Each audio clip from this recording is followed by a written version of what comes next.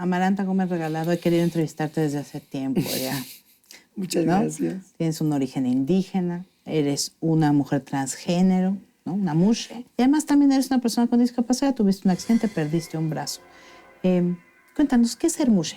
Mushe es una identidad de género similar, puede ser similar a lo trans, ¿no? A las personas transgénero. Sin embargo, ubicado en un contexto particular que es en la cultura zapoteca del Istmo de Tehuantepec, en el estado de Oaxaca, donde hay mujeres, hombres, Ngiu, que son las personas con identidades masculinas, que nacieron mujeres, y las personas mushe.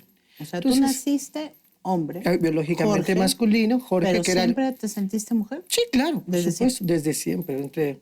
La identificación es entre los 6 y 12 años más o menos, ¿no? 5, 12 años. Y claro, pero además es una cultura que tiene este antecedente históricamente, ¿no? Entonces identifica el cuerpo, identifica al ente y lo envuelve, y la cultura va moldeando ese cuerpo, ese ser, y lo que hace es colocarlo en ciertos roles culturales que le corresponden de alguna manera con los otros sujetos.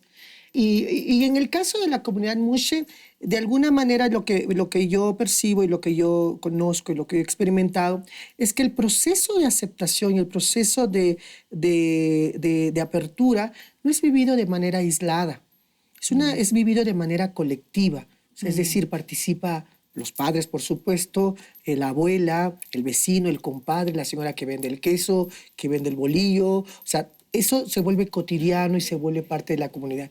Y dos rasgos culturales que tenemos los ismeños es la reciprocidad, ¿no? Y el trabajo, el intercambio, ¿no? Entre la sociedad misma, pero además el compromiso de cumplir con la gente la ayuda mutua. Eso es muy importante porque hace un lazo de solidaridad siempre y constante. Y eso permite que no solamente en la economía, en la cultura u otros aspectos, sino también en las identidades de género puedan ser tomadas dentro de ese marco de solidaridad. Entonces, sin embargo, tampoco quiero decir que sea el paraíso, ¿no? El paraíso mushe. También, por supuesto, hay actitudes discriminatorias.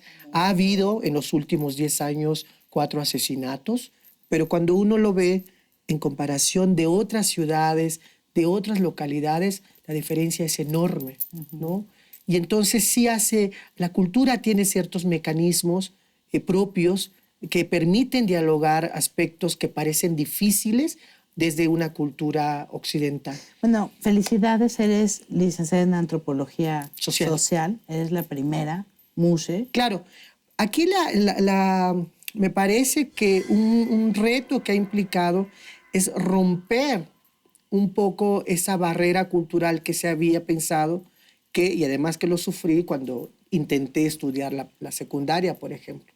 Yo deserto de la escuela cuando intento estudiar la secundaria. Mi padre, porque yo a los 13 años yo había decidido vestirme de mujer. Entonces cuando quiero inscribirme, tu acta decía Jorge Gómez Regalado. Entonces, el tema es que cómo interpelar a un sistema patriarcal de la educación que no permite reconocer una identidad. Y por eso mismo me parece que haber incorporado a la universidad, ¿no? Nadie me obligó, nadie me dijo, yo solamente dije, no, necesito seguir estudiando. Me metí a Linea, terminé la preparatoria en el Cobao, en Oaxaca, en los sistemas abiertos, porque no había otra posibilidad para mí terminarlo de manera formal, entre comillas, en una institución, en aula. Y ya después dije, bueno, la universidad espero que no sea tan complicado. Y pues tampoco era tan fácil, pues, ¿no? Porque, pero lo lograste. Claro, hice una vida universitaria como yo la quería. Sin embargo, había elementos estructurales, administrativos, que empezaron a complicar el asunto. Por ejemplo, yo me acuerdo de un profesor de arqueología que me decía, disculpa, a ti te conozco. Dice, ¿tú eres del Istmo? Le digo, sí. ¿Tú eres Amaranta? Dice, ¿y por qué chingados no te ponen como Amaranta en esto? Digo, justamente también me lo pregunto. ¿Cuándo regresas a la política? ¿O qué onda con la política? ¿Cómo ves? En Oaxaca hay elecciones este año. Ya. ¿Tú cómo estás viendo? Por un lado tenemos al PRI, Alejandro Murat, y por otro hay una alianza PAN-PRD. La política para mí es un espacio importante, necesaria. Y que lo has hecho, porque lo hiciste desde muy joven. Eres un exponente de la diversidad sexual, estás metida en ese tema, temas, ¿no? Sí, en temas étnicos, en temas de diversidad. En temas Trans a nivel mundial, también Exacto. eres, ¿qué? La secretaria. Soy codirectora del primer Fondo Mundial para Personas Trans, que ahora empieza a trabajar y en marzo del próximo año esperemos a empezar a apoyar diferentes proyectos emergentes, particularmente. Claro. Bueno, pero a ver, política, entonces, ¿qué? ¿Por quién vas a votar? Ya de golpe y porrazo. No, mira, yo creo que lo voy a juntar con una reflexión que venía haciendo hace unos días. ¿Cuál fue el costo político que tuvimos que pagar la gente que construimos México Posible? México Posible fue armado en su momento con gente de sociedad civil. Con una agenda muy particular. Muy particular, ¿no? Que ahora ya se ve más. Diseminó la despenalización del aborto, exacto. la despenalización de la marihuana, la diversidad sexual, el medio ambiente, ¿no? Ahora cualquier lo toma y lo hace suyo desde un partido. En realidad era un partido que colocó en la agenda nacional estos temas. Y qué bueno que ahora ya se haya diseminado. Sin embargo, el costo político que nos costó a nosotros que veníamos de sociedad civil es que nuestros pares decían, ¿cómo mezclar nuestra agenda ciudadana con la política, Amaranta? Y decíamos, si no es ahora, ¿cuándo? Ese desprecio de la sociedad civil para meterse a la política. Claro, ese separatismo de decir, no, eso es política. Yo no soy eso. No entro. Ajá. Y claro, dijimos, no, si no es ahora, no sabemos cuándo, pues, ¿no? Y tú te aventaste y claro, junto con la propia Patricia Mercado, claro. por ejemplo, que ahora es secretaria de gobierno de aquí, de la Ciudad de México, por supuesto. El costo finalmente valió la pena, por un lado.